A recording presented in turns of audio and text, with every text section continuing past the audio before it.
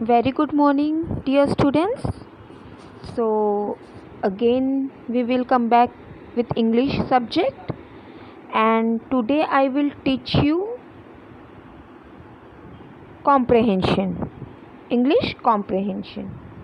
Okay, now can you see English comprehension? And in English comprehension, I will teach you seen and unseen passage. Seen and unseen passage. Understood? Now in comprehension there are two type of passage, that is seen and unseen. Now what is seen and unseen passage? Let me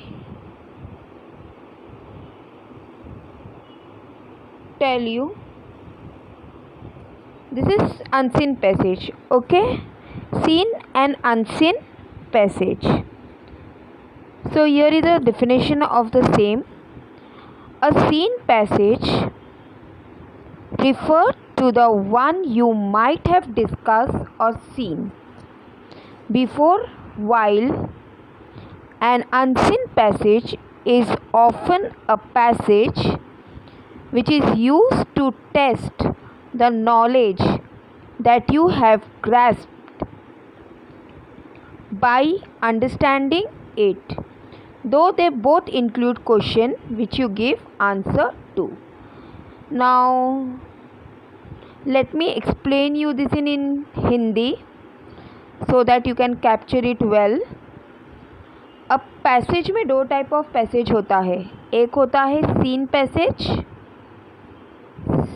passage और दूसरा होता है unseen passage. Okay, तो scene passage क्या है? Now scene passage वो passage होता है जिसके बारे में आपने सुने हो या पढ़े हो बुक्स में, ठीक है, जिसके स्टोरीज आप जानते हो, तो that is called seen passage.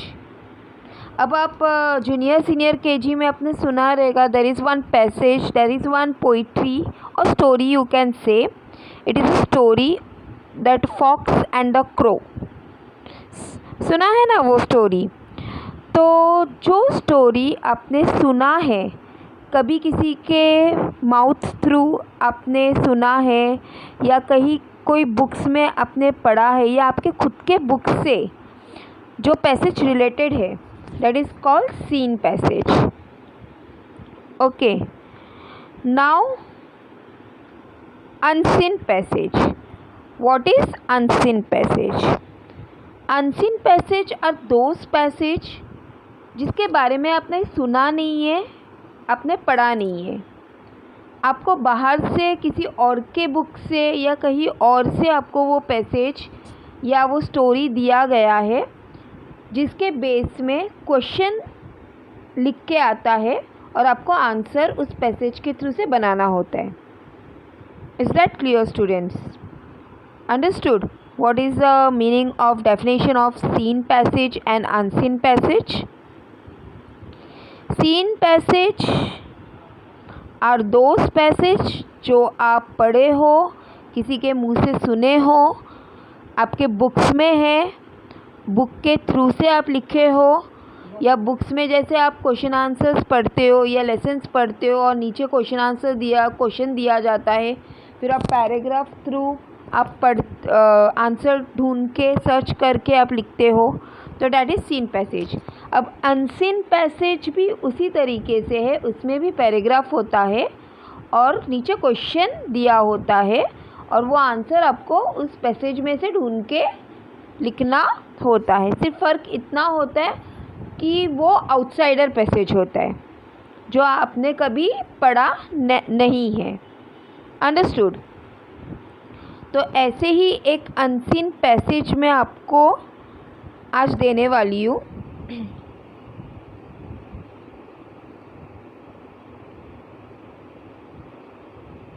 Now see here.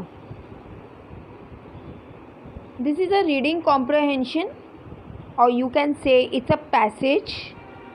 Okay, a short passage. अब यहाँ पे क्या दिया हुआ है? Golu and Molu are two friends. Golu and Molu are two friends, right? Golu worked hard and did his work in time. अब गोलू और मोलू दोनों फ्रेंड्स थे. They lived in Rajnagar colony. वो कहाँ पे रहते थे? Rajnagar colony. Golu worked hard and did his work in time. Molu loved to play and watch TV. He never came back in time in the evening. He copied all his homework from Golu. He was not sincere in his work, so he never got good marks. Golu was loved by his neighbors and teachers because he was sincere. Molu had one good habit. He helped others. He shared his snacks with his friends. Golu asked him to work in time so that he can be a better boy. Molu tried and he too was loved by all. Now what is the meaning of the passage? Golu and Molu were two friends. वो दो friends थे. वो कहाँ पे रहते थे? Rajnagar colony में रहते थे. गोलू जो लड़का था वो बहुत ही मेहनत करता था. He work hard and did his work in time. वो अपना काम जो है ठीक समय पे करता था. पर उसका जो दूसरा फ्रेंड था मोलू, उसको क्या पसंद था? उसको सिर्फ खेलना पसंद था और टीवी देखना पसंद था. ही never came back in time in evening. और इवनिंग के टाइम में, शाम के टाइम में कभी भी वो सही टाइम में वापस नहीं आता था. He copied all his homework from Golu. वो अपना सारा होमवर्क जो होता था स्कूल से दिया जाता था वो किससे कॉपी करता था? गोलू से. क्योंकि गोलू अपना काम प्रॉपर टाइम में कर लेता था. He was not sincere. अब who was not sincere? Molu was not sincere with his work, so he never get good marks. वो कभी भी अपना वर्क्स को लेके सिंसियर नहीं था. ठीक है, इसलिए वो कभी भी उसके एग्ज़ाम टाइम में उसको अच्छे मार्क्स नहीं मिलते थे. Golu was loved by his neighbor and teacher. Golu को सब लोग प्यार करते थे. What is the reason for that? क्योंकि वो अपना पढ़ाई ठीक टाइम पे करता था, सब काम ठीक टाइम पे करता था. Molu had one good habit. पर मोलू का एक बहुत अच्छा हैबिट था. He help other. He shared his snacks with his friend. वो दूसरों को हेल्प करता था और इवन अपना टिफ़िन जो है वो अपने फ्रेंड्स के साथ शेयर करता था. Golu ask him to work in time so that he can be a better boy. अब गोलू ने मोलू को क्या सिखाया? कि वो एक अच्छा बच्चा बने और अपना टाइम में सब काम करे. ठीक है. Molu tried and he to all love by all. तो मोलू ने भी गोलू का बात सुन के उसने वही फॉर्मूलर यूज़ किया. Now here is a question. First question, who were friends? ठीक है, who were friends? तो फर्स्ट आंसर कहाँ पे है? आपके फर्स्ट लाइन में. Golu and Molu was friends. ये आपका फर्स्ट आंसर है. Understood. Now second question, where did they live? वो कहाँ पे रहते थे? They lived in Rajnagar colony. So this is your second answer. तो आपको लिखना कैसे है? दे लिव्ड इन, पूरा आंसर में लिखना है, पूरा सेंटेंस में लिखना है. They live in Rajnagar colony. आप देख रहे हो सब पैसेज में ही है. आपके जो भी क्वेश्चंस दिए गए हैं उसके सारे आंसर्स आपके पैसेज में ही मिलेगा. Now third one, did work in time? Time में कौन काम करता था? सेकेंड लाइन में देखिए, Golu worked hard and it is work in time. तो यहाँ पे क्वेश्चन क्या दिया है थर्ड वन का? Who did work in time? तो आंसर क्या आएगा? Golu work hard and did his work in time. Understood students? तो in this way you have to complete all the questions. Understood? This is your homework. और सब question आपको इसी passage में मिल जाएगा। Understood? Now you have another comprehension. This is your comprehension 2.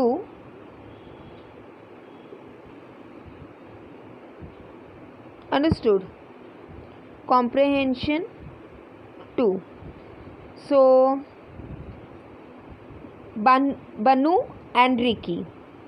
What is the passage on? Let's see. Ricky horse went to Bunny Banu's house one evening. Banu served him some fresh fruit and piece of cake. Ricky horse was very happy. He needs to show his happiness. Ricky horse wanted him to sit on his back and took him to a market. They bought grams leafy vegetable and a kilogram of carrots. On his way back, Ricky dropped Banu near his house. He took away carrot and rest were taken by Ricky. Both said goodbye. Watching all this, Oli Owl smiled and said, "They are good friends." Understood? So this is a short passage that I am providing you as a homework, and there are 10 questions regarding all the answers in this passage. Okay? What you have to do, you have to read the passage well, and then you have to find out the answer. So this is your unseen passage. Exam में भी आपको इसी तरीके से English paper में passages आएंगे which is not related to your book. Understood? बाहर से पैसेजेस आएंगे और उसमें से आपको आंसर ढूंढ के लिखना है, plus you have to understand the passage. Now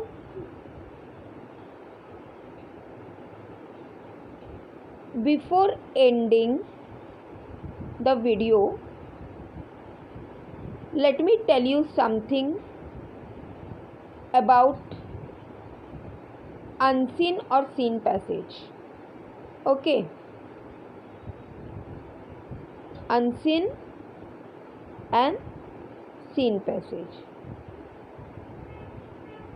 Now this is your first passage, can you see?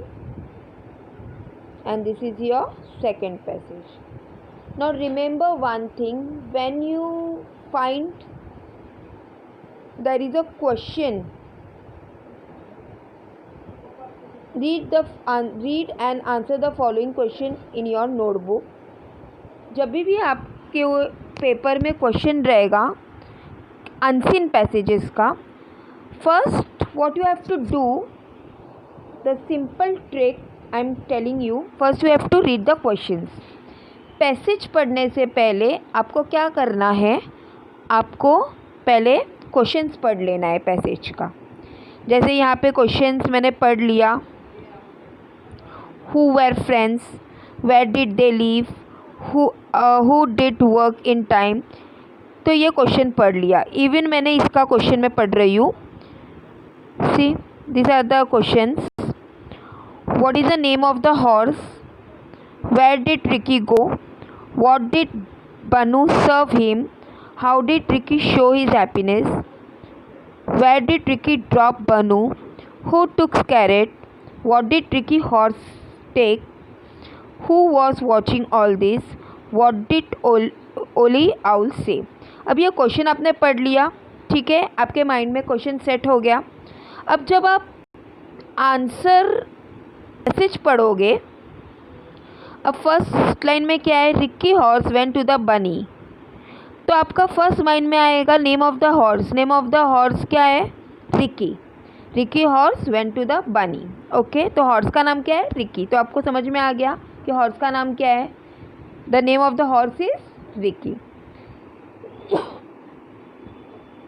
Sorry. तो आपको 100% जो आंसर है लाइन वाइज आपको मिलते जाएगा. The thing is you have to read the question first in unseen passage, even in seen passage I am telling both, and then you have to go through with the paragraph. हाथ में आपके pencils रखने हैं. जैसे जैसे आप passage पढ़ोगे आपके माइंड में क्वेश्चंस आता रहेगा, ये क्वेश्चन दिया हुआ है, and you have to mark the answer with the pencils. ठीक है. तो हार्डली आपको पैसेज पढ़ के आंसर फाइंड आउट करके it will take hardly 5 to 7 minutes. अगर आप ठीक तरीके से कंसंट्रेशन देके अगर आप पैसेज क्वेश्चन पढ़ते हो और क्वेश्चन के बाद पैसेज पढ़ते हो, तो this is a very easiest way to understand, to write a comprehension passage. अब बहुत बच्चे क्या करते हैं, अनसीन पैसेज जो है वो छोड़ देते हैं या लास्ट में लिखते हैं या आंसर्स छोड़ देते हैं. No, first you have to attempt the unseen passage. Unseen passage का फर्स्ट रूल यही है कि आपको क्वेश्चन पढ़ लेना है, and then you have to go with the passage. Understood? So this is the first condition. और जितना आप देखोगे पैसेज के अंदर क्वेश्चन में, फर्स्ट 2 या 3 क्वेश्चन जो है आपका फर्स्ट पैराग्राफ में ही रहेगा, या फर्स्ट या सेकंड लाइन में रहेगा, या फर्स्ट पैराग्राफ के लास्ट लाइन या सेकंड लाइन में होगा. लेकिन ऐसा नहीं कि डायरेक्ट लास्ट पैराग्राफ में होगा. फर्स्ट क्वेश्चन या सेकंड क्वेश्चन का जो आंसर है एकदम लास्ट पैराग्राफ में है, ऐसा कभी नहीं रहता है अनसीन पैसेज में. Understood? So be careful with that. So hope so you have understood everything. So complete your work on time. Again I will come with another comprehension and with another topic. Till then, thank you.